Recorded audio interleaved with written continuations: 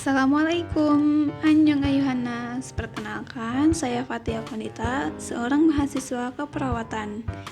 Di channel ini, saya akan bagikan ilmu-ilmu seputar kesehatan dan keperawatan. Jangan lupa untuk like, comment, and subscribe channel ini untuk mendukung video-video edukasi lainnya. Di video yang pertama, saya akan membahas apa itu penyakit rheumatoid arthritis atau sering disebut dengan penyakit rematik. Sebelum kita membahas lebih jauh tentang penyakit ini, yuk kita simak prevalensi penyakit ini di seluruh dunia. Secara global, prevalensi kejadian rheumatoid arthritis sekitar 0,5 sampai 1% dari seluruh populasi dunia. Menurut data WHO, tahun 2023, penderita rheumatoid arthritis pada tahun 2019 sebanyak 18 juta di seluruh dunia. Di antaranya, 12,6 juta atau 70%-nya diderita oleh wanita dan 6,9 juta atau 55%-nya diderita oleh wanita di atas 50 tahun. Lalu, bagaimana dengan Indonesia? Saat ini, Indonesia diperkirakan lebih dari 1,3 juta orang menderita rheumatoid arthritis. Angka ini didapat dari prevalensi rheumatoid arthritis secara global. Jika penyakit ini tidak ditangani dengan serius, maka angka ini akan terus mengalami peningkatan. Mengapa hal ini bisa terjadi? Karena sebagian besar masyarakat Indonesia masih menganggap remeh penyakit ini karena dirasa gejalanya tidak dapat menyebabkan kematian.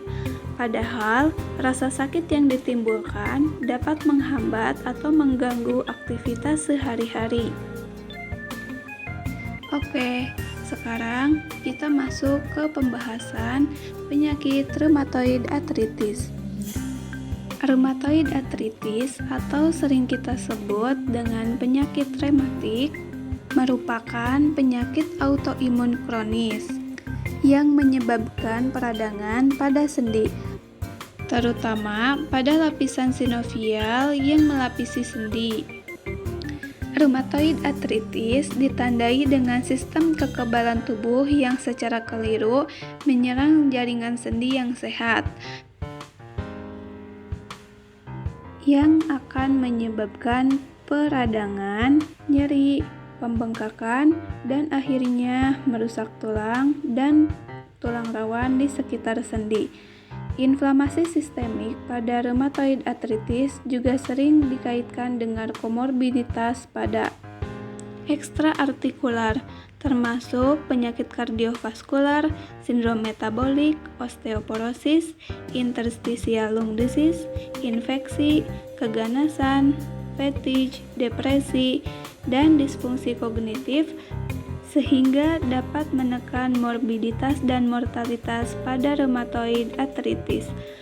Hal tersebut akan mengakibatkan meningkatnya biaya sosial yang tinggi dan menurunkan kualitas hidup pasien rheumatoid arthritis. Lalu, mengapa rheumatoid arthritis ini bisa terjadi? Di sini ada 4 faktor risiko penyebab terjadinya rheumatoid arthritis. Yang pertama ada genetik, kedua gangguan imun, ketiga gender atau jenis kelamin, yang keempat adalah usia. Pada faktor kelainan genetik, riwayat keluarga dengan rheumatoid arthritis dapat meningkatkan risiko seseorang dalam penyakit ini. Faktor gen yang berperan pada patogen rheumatoid arthritis ini sangatlah banyak. Salah satunya adalah HLA-DR4 dan HLA-DR1. Pada gangguan imun, karena rheumatoid arthritis merupakan penyakit autoimun, yang berarti sistem kekebalan tubuh menyerang jaringan tubuh itu sendiri. Pada individu yang rentan pada faktor lingkungan, dapat memicu respon imun yang tidak normal, sehingga menciptakan imun kompleks yang dapat memicu peradangan. Peradangan inilah yang nantinya akan menyebabkan nyeri, pembengkakan, dan kerusakan jaringan. Pada faktor jenis kelamin, wanita 2-3 kali lebih tinggi beresiko terkena rheumatoid arthritis dibandingkan dengan laki-laki. Hal ini disebabkan oleh hormon estrogen yang menurun pada wanita yang berfungsi sebagai aktivitas sel-sel imun yang terkait dengan peradangan. Pada faktor usia, kejadian rheumatoid arthritis akan terus meningkat seiring bertambahnya usia. Biasanya terjadi pada kelompok usia di atas 50 tahun. Lalu, apa yang biasanya dirasakan oleh para penderita rheumatoid arthritis? Di antaranya adalah nyeri dan kaku sendi, terutama pada pagi hari atau setelah tidak bergerak lama. Biasanya berlangsung lebih dari 30 menit. Yang selanjutnya adalah pembengkakan. Sendi akan terasa bengkak, hangat, dan lembut saat disentuh. Kadang-kadang kulit di bagian atas yang terkena menjadi kemerahan. Yang selanjutnya adalah poliartritis simetris.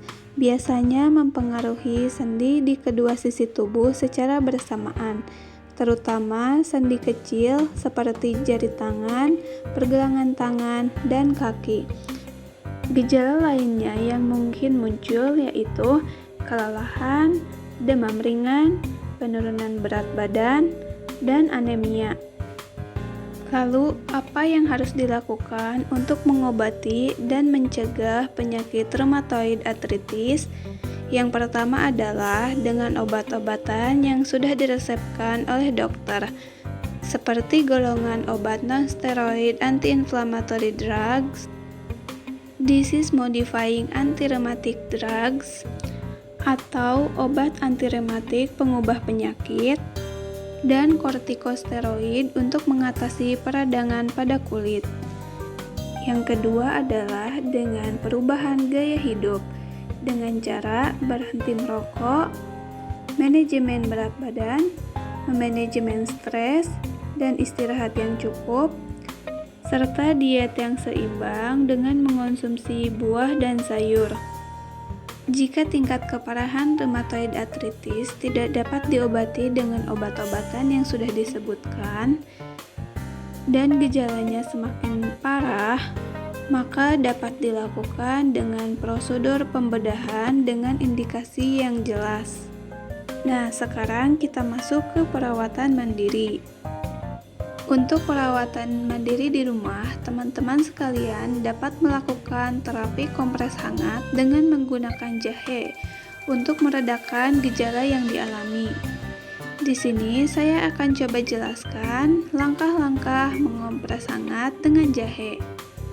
Pertama, siapkan alat dan bahan, yaitu ada baskom, waslap atau handuk kecil, panci, air, dan kurang lebih 100 gram jahe atau secukupnya. Lalu, masukkan air ke dalam panci dan rebus air. Sambil menunggu air mendidih, potong-potong jahe yang sudah dicuci menjadi beberapa potongan. Kemudian, masukkan potongan jahe ke dalam panci dan tunggu hingga benar-benar mendidih. Jika sudah mendidih, matikan kompor dan tunggu air hingga sedikit hangat, lalu tuangkan ke dalam baskom. Setelah itu, kompres dengan menggunakan handuk kecil selama kurang lebih 15 menit. Ulangi hingga 3 kali atau sesuai kebutuhan. Terapi ini dapat dilakukan setiap hari atau setiap kali gejala dirasakan. Jangan lupa untuk selalu konsultasikan gejala dan kondisi penyakit pada tenaga medis atau datang ke fasilitas kesehatan terdekat. Terima kasih sudah menonton video ini hingga selesai. Sampai jumpa di video-video edukasi selanjutnya. Wassalamualaikum warahmatullahi wabarakatuh.